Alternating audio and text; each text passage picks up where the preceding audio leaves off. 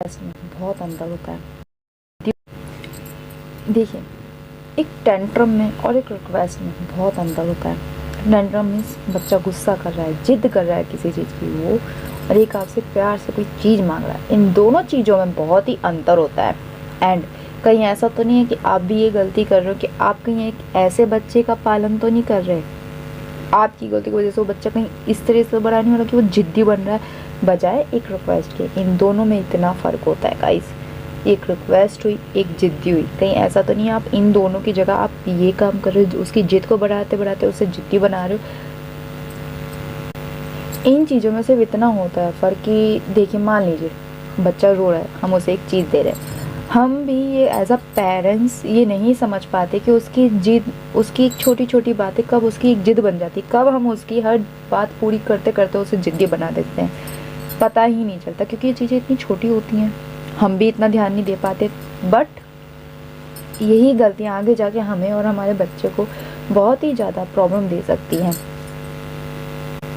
But इसमें अंतर ये होता है कि जब उसकी रिक्वेस्ट, उसकी चीज़ें धीरे धीरे आपको लग रहा है कि वो इंक्रीज होती जा रही हैं, तब ये अंतर पता चलता है कि हाँ, अब वो टाइम आ चुका है कि बच्चा जिद नहीं कर रहा है, मतलब बच्चा कोई रिक्वेस्ट नहीं कर रहा है, बच्चा हमारा जिद बन रहा है, मतलब जिद्दी बन रहा है।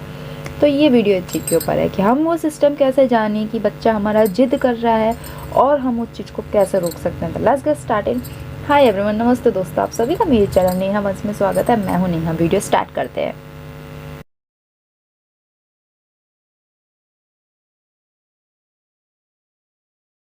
तो जो वार्निंग साइंस होते हैं वो ऐसे कौन से साइन है जिसमें हम पता कर सकते हैं कि हमारा बच्चा आखिर कर क्या रहा है। तो सबसे पहला पॉइंट यही है मेरा कि वो अपना टेंट्रम आपको दिखा रहा है। जब भी आप उसे कह रहे हो नो, मीन्स अगर आप उसे किसी भी चीज़ के लिए ये कह रहे हो कि नहीं बेटा ये नहीं कर सकते, वो अपना गुस्सा दिखाएगा। तो सबसे पहला पॉइंट आप यही समझ लेती कि आपका बच्चा एक जिद्दी बनने के लिए उस प्रोग्रेस पे ही हो रहा है। ठीक है, आप उसे कहते हो नहीं बेटा ये नहीं हो सकता, और वो अपना गुस्सा दिखाने लग जाता है कि नहीं हमें तो यही चाहिए। फर्स्ट पॉइंट ये हो गया हमारा। सेकंड पॉइंट ये है कि आप अगर किसी से बात कर रहे हो, ऐसा सपोज मान लीजिए आप अपने हबी से बात कर रहे हो, अपने मदर फादर किसी से भी बात कर रहे हो, और आपका बच्चा, आपका लिटिल वन आपको कंटिन्यूसली डिस्टर्ब कर रहा है, तब जब तक आप उस पर ध्यान नहीं देते। ये है हमारा सेकंड पॉइंट। थर्ड पॉइंट हमारा ये है कि अगर आपने उसे कोई चीज़ दी है, कुछ भी खाने के लिए दिया है, कोई भी चीज़ दिया है, और वो अपने सिस्टर, अपने फ्रेंड से शेयर करने से मना कर रहा है, तो ये है रहा हमारा थर्ड पॉइंट कि वो किसी भी चीज़ को शेयर नहीं करना चाहता अपनी।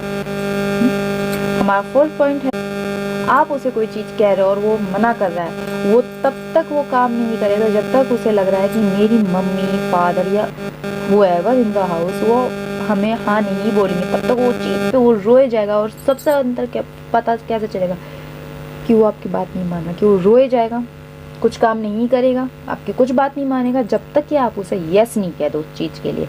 ये हमारा फोर्थ पॉइंट है। हमारा फिफ्थ पॉइंट ये है कि अगर आप उसे कोई चीज़ कह रहे हो कि बेटा ये कर लो, और उसे लग रहा है कि नहीं ये चीज़ मुझे मतलब अच्छी नहीं लग रही, तो आपको मना करेगा, वो चीज़ के लिए जिद करेगा कि ताकि मम्मा मुझे ये चीज़ ना करने के लिए कहें। ये होते हैं कुछ ऐसे सिस्टम्स कि जिनमें हम, ये होते हैं कुछ ऐसे साइंस के जिनमें हम ये समझ सकते हैं कि हाँ हमारा बच्चा एक जिद्दी के उसमें बन रहा है, और हम एज अ पेरेंट्स उसे कैसे ठीक कर सकते हैं। तो अब मैं आपको ये पॉइंट्स बताऊँ, अब मैं आपको ऐसे पॉइंट्स बताती हूँ जिससे कि आप अपनी इन साइंस के तौर पे अपने बच्चे को समझ सकते हैं, प्लस उन्हें समझा भी सकते हैं।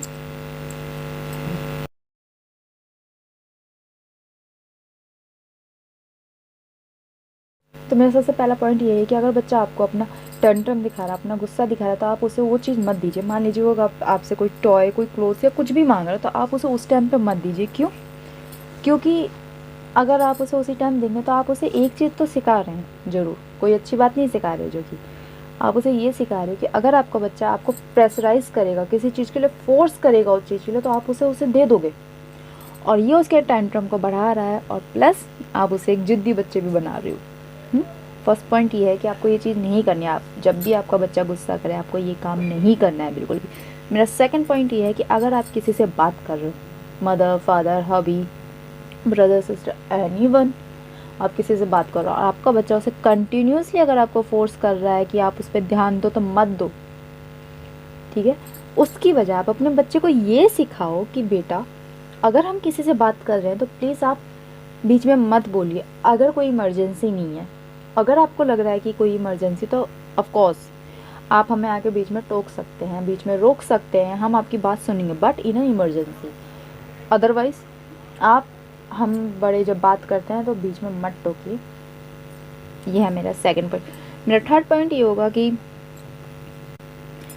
मेरा थर्ड पॉइंट यही है कि जब आप किसी से बात करें तो आप अपने बच्चे को प्लीज़ समझाइए कि प्लीज़ आप, जब मैं फिनिश हो जाऊँ अपनी बात से, जब हम लोग अपनी बात से करना बंद कर दें, आप उस टाइम पर बोलिए तो हम आपकी बात पूरी ध्यान से सुनेंगे।